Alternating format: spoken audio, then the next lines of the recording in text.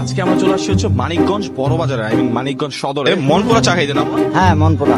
মনপুরা চার নাম দিছো কেন এটা? মনপুরা এটা একটু ভিন্ন রকম লাগে খাইতে।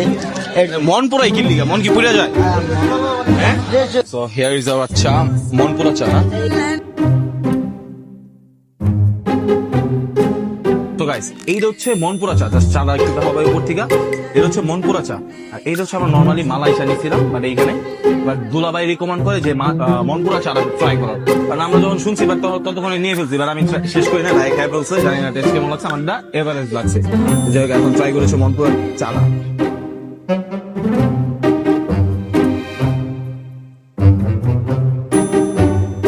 নর্মাল চাই, আমি ভাবছি কি নাকি না কেন। মামা, এটা কতদিন ধরে করতেছ? দাঁড়াও, কতদিন ধরে করতেছ? আমি চা দোকান করি 20 বছর। 20 বছর? এই মনপুরা চা কি 20 বছর ধরেই? হ্যাঁ, 20 বছর। এটা একটু কড়া না?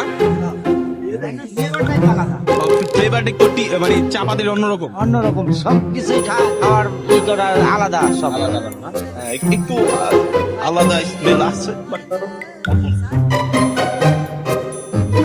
যারা কড়া দুধ চা পছন্দ করেন তাদের জন্য মাস্ট রিকমেন্ডেড এটা।